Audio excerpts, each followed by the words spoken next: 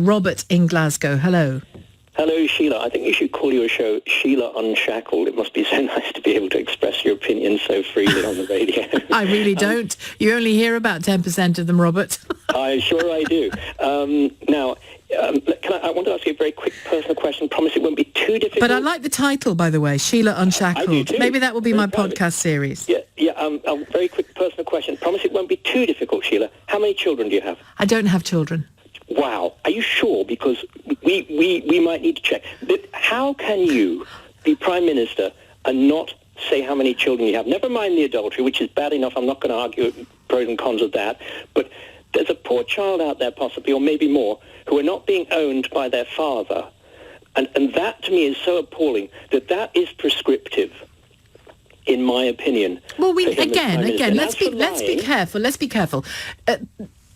Boris Johnson. Let's be careful. Boris Johnson is clearly a routinely unfaithful man to his wives and partners, right. And we know he has at least one child out of wedlock. Now, well, I don't want to sit here and say that I know more than that. I know better than that. I don't know better than that. You don't know better than that. And if there is such a child and its mother out there as well, that's a very personal thing, and we don't know. And it may not be true of Boris Johnson either. Let's be fair. I mean, we can be challenging, but let's be fair. I was to what we know. Because if you look, all I'm saying is, to me, just he doesn't want to answer any questions about his personal life. And there's a limit to how far that can go. And that is one of my questions about him. The other is to say he hasn't lied is just not true. We were told there was a 1 in a million chance of no deal.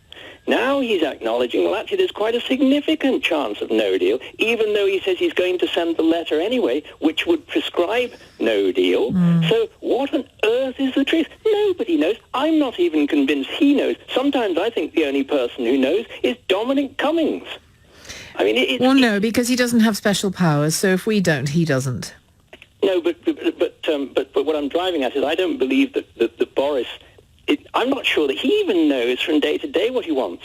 I mean, he seems to want power. He wants to be Prime Minister. He wants to be Prime Minister. He wants to be Prime Minister. That's what he wants. Yeah. And that's what he wants. And I suppose what I would say is I don't trust him. I fear because I see division in this country so bad. I come from East Anglia, Lincolnshire, actually, which is technically not East Anglia, I suppose. Over there, trust me, the Brexit feeling is very powerful. Now, I live in Scotland now, and I can assure you that when it comes to Brexit and the notion of leaving the EU, up here, they've had it up to here, if you get my drift. And I'm telling you now, if we have a no-deal Brexit, there's going to be a very, very powerful groundswell for independence, and the United Kingdom will split. And you look at Northern Ireland, and you know more about Ireland than I do, I'm sure, Sheila. There is a disaster about to happen there, and people need to understand this, and they need to stop thinking in terms of mantras. I want Brexit, I don't care. They've got to stop it. You've got to think things through, and you've got to face the fact sometimes that you're wrong. And that's what I hear from a lot of your callers.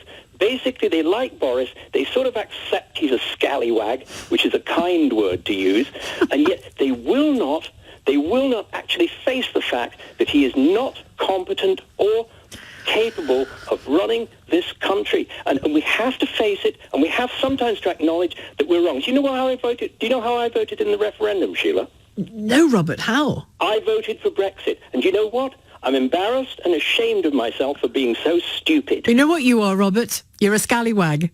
That's right.